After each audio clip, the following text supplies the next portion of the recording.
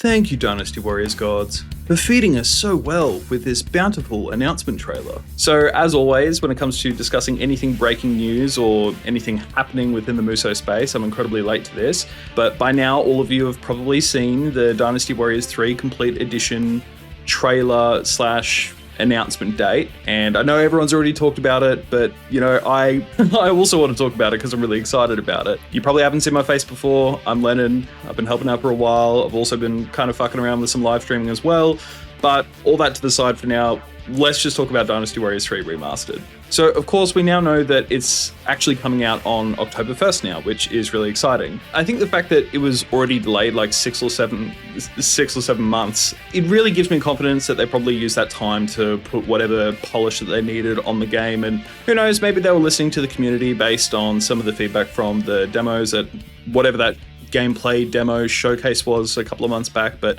either way, it's confirmed for October 1st. I'm really excited about it.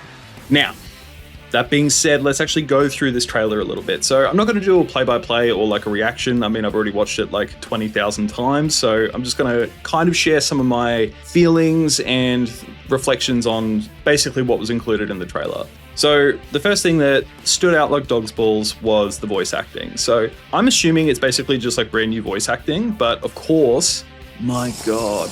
I know that a lot of people were really excited for the classic voice acting to still be included in the game.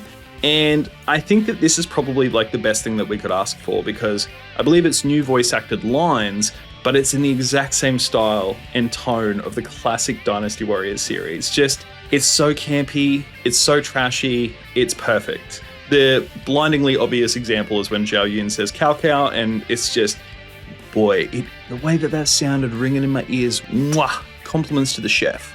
There also appears to be some new Legend mode stages. Look, I'm going to be honest, I haven't like fully completed the Extreme Legends version of the game or the expansion of the game, so I'm not 100% sure if these are just like brand new stages included for this version or this remaster, or if it was included in the Extreme Legends game that came out like, 2001, 2002? Either way, I mean, it's cool. We've got a couple of new stages here, or maybe I should say like a couple of new takes on some original stages perhaps, but either way, I mean, I'll take it. Cool, that's awesome. There's a couple of new versions of some existing stages, that's cool. But it also looks like they have really upped the quality of life, or kind of crammed a few quality of life features in this game as well, which I'm really excited about. First of all, you can now call your horse, which is... I'm just so happy that we don't have to slog through running back and forth between our horse and wherever we ended up just chasing some pesky bad guys. But I believe the calling horse feature in the Dynasty Warriors series, at least, I don't think it was included until Dynasty Warriors 6, but I'm pretty sure it was either introduced in a Samurai Warriors game or I believe Warriors Orochi 1. Either way, I mean, I guess technically KG had it in Samurai Warriors 2, but that's not important. That's not the important thing. I'm just glad that it's here, which is great. There also appears to be weapon fusion in this game as well, which, I mean, look, again, that's a staple of future Warriors games as well. Again, more specifically, I feel like the example that keeps coming to mind with talking about these features is actually just Warriors Orochi, how you can fuse your weapons together. It doesn't necessarily make your weapons stronger, but it seems to bind attributes together kind of thing, which I really like. And I definitely think that this is a better alternative compared to what is just in the base game, which is essentially like, okay, you just collected X amount of weapons from the battle that you just did, and you basically just have to like replace the existing weapon that you have, rather than just like fusing the best attributes that you want to keep. So I do like the sound of that.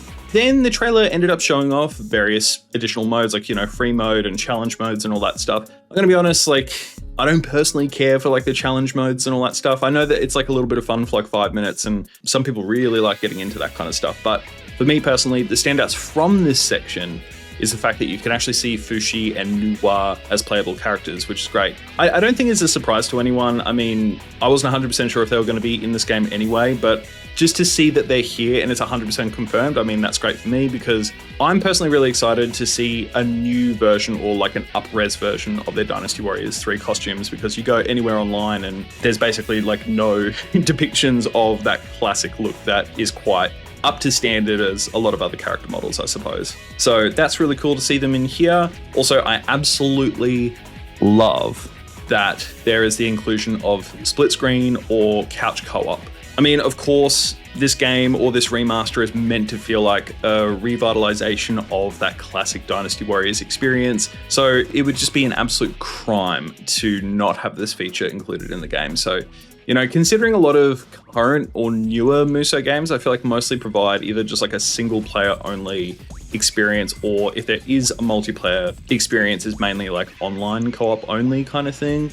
I just think that this is amazing. I'm not 100% sure how many people will utilize this. I mean, I think a lot of us have that feeling of nostalgia, like playing couch co-op with a friend or a family member or something like that. And I think that's really cool and really powerful. But on modern consoles, I'm really curious to see how many people actually like utilize this feature, I guess. Like, you know, invite people over and have a bit of a Dynasty Warriors party. But either way, it's just so good that it's actually here in the first place. I think it's a staple of the series and something that a lot of people feel, you know, a certain type of way about. So it's really cool to actually see it here. Now, outside of that, I mean, I'm not sure how much else there really is to talk about. I mean, not to get too much in the nitty gritty here, but I'm just going to be completely honest. I don't really have too much of a strong opinion on this part. But what I do like about certain remasters of older games is a heavy emphasis on really customizing your personal experience with the game.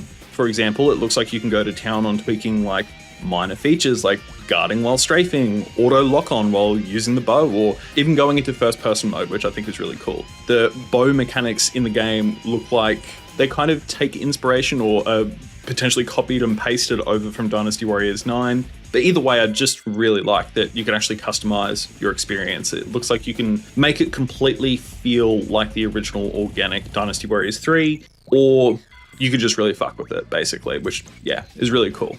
That being said, this might make me really unpopular, but it's cool that Zil Yuan is here. I mean, color me intrigued, I guess. I feel like maybe it's a little bit random and maybe a bit out of place that he's here, but I mean, it's an additional character, so why not? I mean, I'm not 100% sure like who this is for, having this new character. I mean, maybe it's a way to kind of convert people over who might be new to the Dynasty Warriors series, literally from Dynasty Warriors Origins, and be like, oh, I recognize that character. So it's maybe creating more of an incentive to get new players to buy this game because it's like a recognizable current Dynasty Warriors figure, I guess. But I don't know. Outside of that, it does just feel kind of random to me. I mean, it would be nice, I think, if they just kind of stuck to the original characters that are in the original games, if that makes sense. Because it's like, if they're bringing Zil Yuan in, like, why don't they just bring like other characters in as well? But I think that's a bit nitpicky. I don't think that it's a bad thing that he's here. I just think it's a bit random, that's all.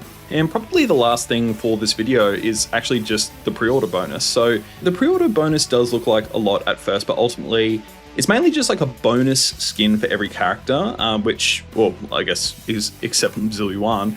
But I think it basically just turns your player character into like a low poly looking version of the character from Dynasty Warriors 3, which is like really cool. It is objectively super cool that like we're going to be playing this like 2026 game and we're going to be able to just like zip around the battlefield just looking exactly like a character, maybe with like modern shadows and stuff like that, but just with the low poly, low res textured costumes. I think that's really cool. And also there's also red hair as well, like the original Dynasty Warriors 3 red hair. I mean, I'm not gonna lie, when I first saw these pre-order bonuses, I was a bit confused because I was just like, isn't this like the point of having like a remaster, is the fact that like we're basically getting like the original costumes or whatever? But then I thought about it for like 2 seconds and then I realized that, yeah, it's basically like the low poly version. So I think that's pretty cool.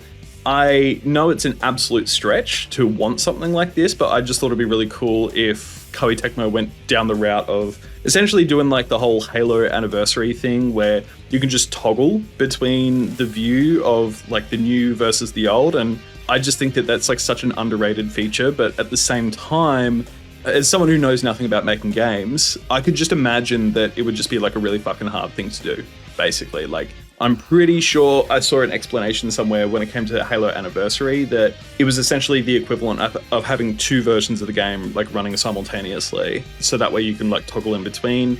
And then you got to start like factoring in stuff like enemy density and like all that jazz. So Either way, I'd say that the costumes are probably like the biggest appeal for me personally if I were to get the pre-order version, and I'm pretty sure it's actually available to pre-order now. I haven't checked the PlayStation, but yeah, at the end of the day, I'm excited. I think basically all of us are excited because this game does feel like it's made for the fans, and Koei Tecmo is feeding us well, and daddy's gotta eat.